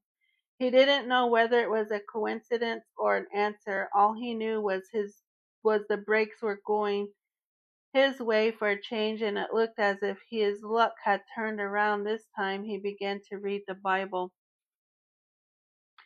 So he took a private vow to behave in a Christian manner as long as it seemed to work on his behalf. The conditions of his parole allowed him to locate in Seattle, where his benefactors provided him with free housing, found him a job as a clerk in a convenience store, and allowed him free use of her car. Indeed, Peter Burke had everything he needed for a running start on a new life. But even though he attended church regularly and tried to do what was right, his luck didn't hold. He managed to stay straight for just about 2 years, and then he began to revert his former ways. He could go out and get drunk, and someone would say something, or something would happen often. He couldn't remember which it was, and he would do something stupid that got him into trouble. It was shortly after a late night backstreet car race ended in a smash up that he once again, unable to resist the temptation of a forgotten purse, once again arrested for using stolen credit cards, once again had his parole revoked, and once again returned to a Texas penitentiary. He put in his time, and when he was released he went back to Washington, but without the optimism he once had that good things lay ahead for him. He felt lonely, alienated, adrift, and for the first time uncomfortable with who he was and what he had become. He was weary of jail, but it seemed like he didn't stop acting in ways that were damaging to himself. Within 6 months he was facing more legal difficulties, this time a sex abuse charge, and it was while sitting in a county jail awaiting a psychological evaluation that he became SUIDCIDUALLY depressed. It seemed to him a black cloud plagued his existence, and whether he was in prison or out, all he was doing was time. He decided if it was going to go on like this, then life just wasn't worth the effort. A bad trip. That was how Orrin Thacker would describe his life after that afternoon in April when Lieutenant Miller first pulled him in for questioning. He told him exactly what the deal was, figuring it couldn't go too badly for him because he didn't do that much. Just rolled an Indian, and the next thing he knew they were asking him to be a member of a satanic cult. "I don't know what you're talking about," he said, and didn't put it together until they brought up the stripping and the fire. "No, it wasn't a cult thing," he told them. "It was Crawford's idea." He said, "Let's take the Indians' clothes off and burn them so he has to walk back to town naked," and sounded like a funny thing to do at the time. Funny to unalive a man? They asked him, and he swore that all he did was rough up the guy. Okay, maybe he'd have something more than a hangover in the morning, but no way did he unalive anybody. Then it kept snowballing and mushrooming before he knew, and they were locking him up, and it was the lawyers coming in and out of the rooms and psychologists asking to put washers on pegs, and it turned into a real zoo. When going like you don't know what to think, you just want to get off. They said he was lucky he wasn't going to be tried as an adult, but he didn't feel so lucky when he was told he was going to spend the next year, maybe two or more, in a reform school. He was incomprehensible. Never would he have thought that someday he would do something that would land him in prison. It was pretty stressful adjustment at first. It was like everyone knew his name and when he'd done before he got there and had their minds made up about who he was. Some spoiled white boy who thought he could unalive an Indian and get away with it. It was crazy scene because the people thinking this way were lowlifes. Though bad apples shit sticks from the word go. Some had robbed 7-Eleven, some were back for the third and fourth time, and here he was stuck with this barrel of monkeys and thought he was some kind of bad dude. It was hard because he tried to tell them he wasn't into beating up people, but they just looked back at him. Yeah, sure. This was before he came to realize that in the joint everyone pleads innocent, and they gave him a hard time, especially this Hispanic kid who was about half nuts from sniffing glue and had it in for him for some reason, calling him Indian killer. He could have taken the kid in a fair fight, but that wasn't the kid's style. He was a slasher. So this one day Orrin was sitting in a chair in a day room dozing, and he felt this itching sensation. When he opened his eyes and looked down, there was all this blood streaming off his arm.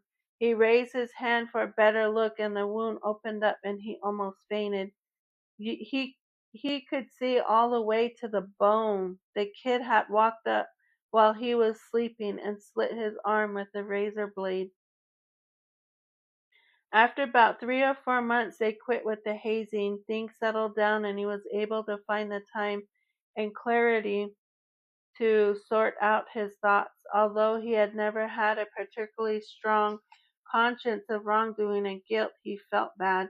Maybe he wasn't guilty of murder because he knew he had screwed up royally and gotten caught, and it rocked his conscience back and forth because he didn't mean for it to turn out this way.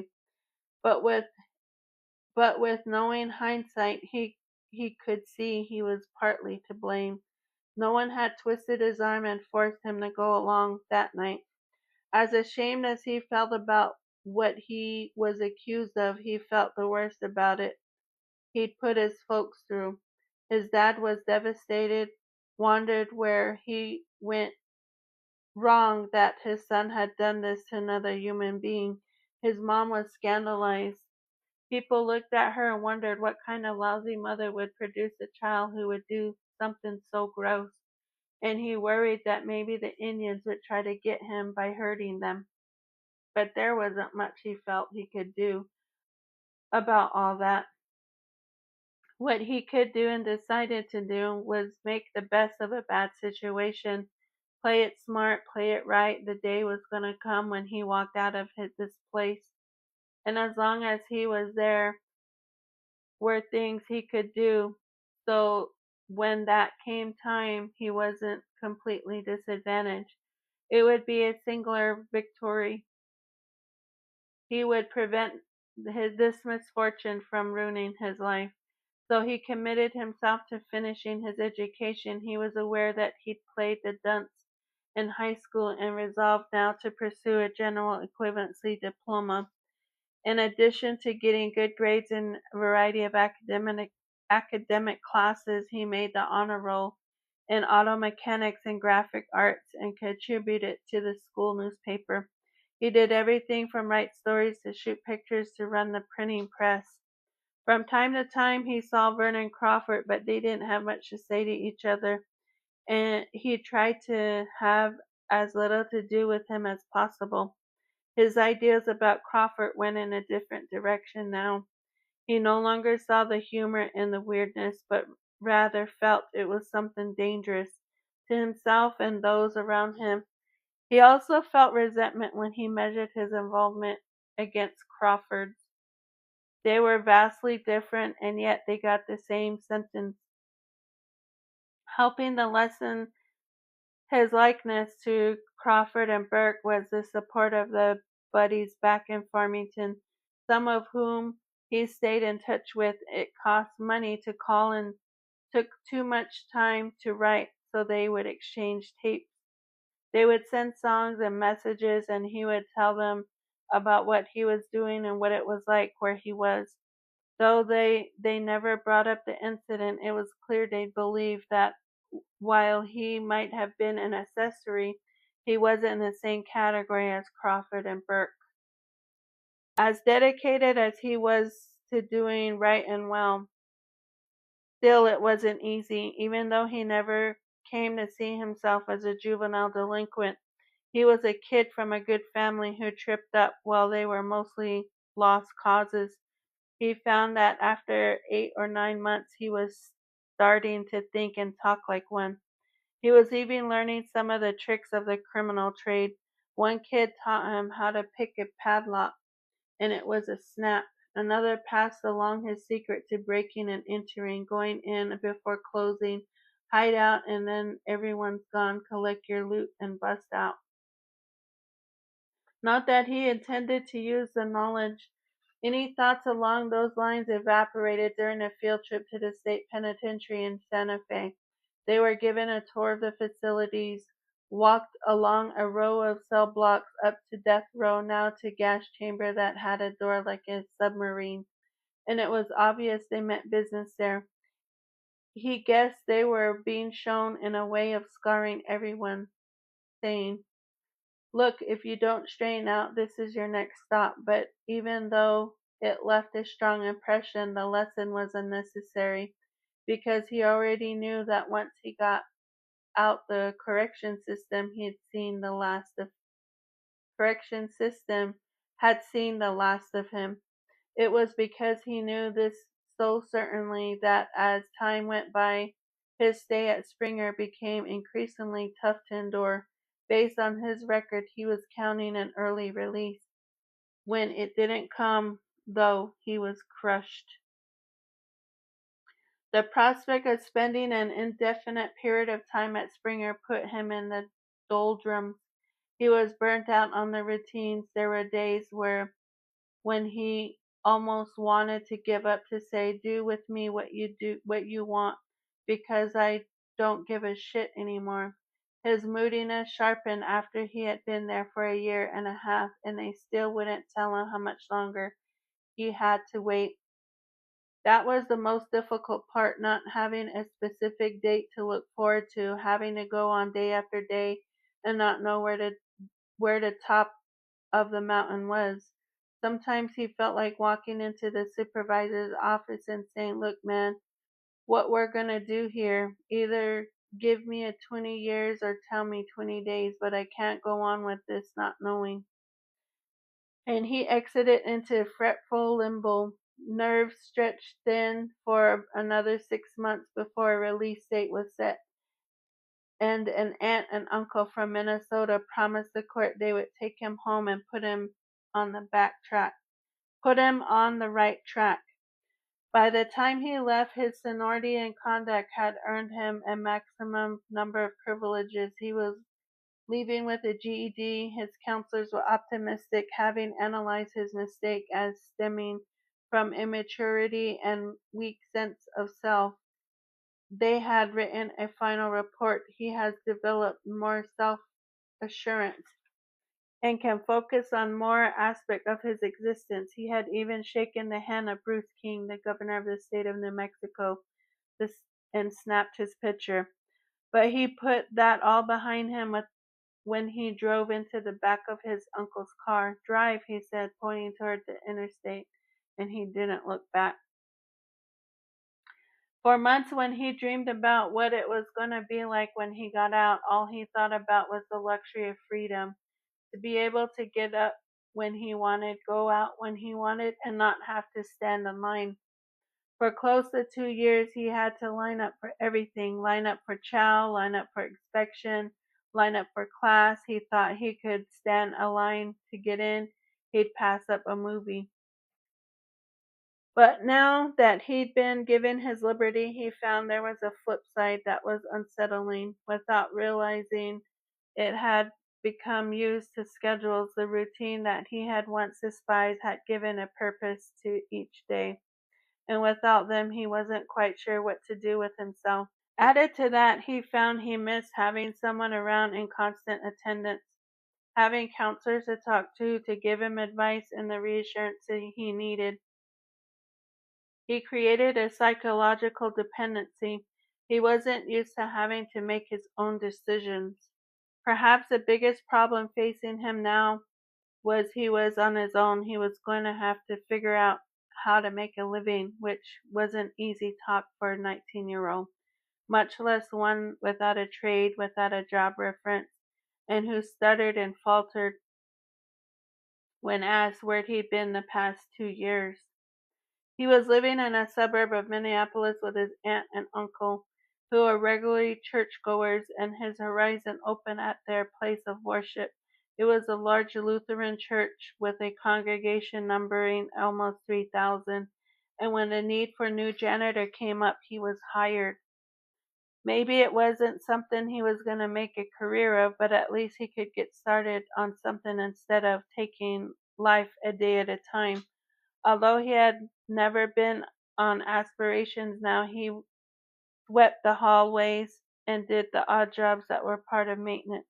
He found himself thinking about the photography done at Springer and how much he had enjoyed it.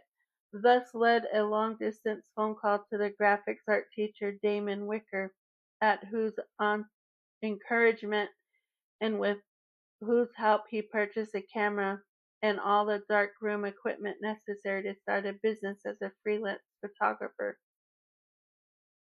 He went so far to have a box of business cards printed, and he did make some money photographing weddings at the church, but it never really caught on, and soon he was questioning whether Minnesota was the place for him. He felt he'd given it a chance and didn't see himself going anywhere. At this rate, he was afraid he'd end up bagging groceries in a supermarket. When he thought about where, of all places, he'd like to live, he found himself thinking of Sterling, Colorado. It was a laid-back agricultural community stretched out along the South Platte River in northeastern Colorado. The range first of bison and Pawnee, and then of vast herds of cattle and ranchers. It was a place where prisoners had come for a fresh start, and where he wanted to go for this. It also helped that his grandmother lived there. She'd been the town's telephone operator for 25 years. Everybody knew everybody, and though her connections maybe he could find work. So he left Minnesota and moved in with his grandmother in Sterling, helping her around the yard, eventually hiring at a local hay mill. It was the first real job. The pay was good and so were the benefits. Not long after that, one of his coworkers set him up with his sister. He worked at a nursing home. She had a girl next door, wholesome. She was a caring person, and she had a compatible sense of humor. He thought it was hilarious when she told him about a lady who walked out of the nursing home, entered a stranger's house, fixed herself a tuna fish sandwich, and was watching TV when the occupants came home. The first blind date led to another date, and that to marriage. All in all, Ornthacker couldn't explain. Most of the time he felt like he had managed to close the book of his past and begin a new one. And from where he sat in a trailer on the outskirts of Sterling, the view of pastures as well as his future should have put him at ease. But the fact of the matter was something dark nagged at his spirit.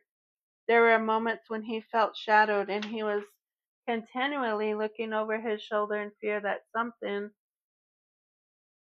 he could run from but not hide from was about to catch up with him. Since he had been sketchy with his wife on the details about the trouble he got into when he was 16 and kept his in-laws completely in the dark, he was concerned that one day the truth would come tapping and betray him. Then there was the matter of how to handle conversations that referred to his high school years. Whenever he listened to other people reminisce about their high school sweethearts and graduation ceremonies, he remembered how he had been jerked out of class his junior year, and that was it. No goodbyes, he was gone.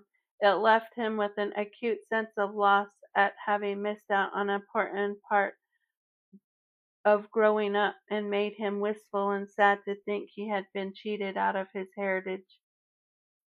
On occasion he'd been asked about his prom. The theme was Southern comfort, and the boys all went at Rhett Butler, the girls are Scarlett O'Hara.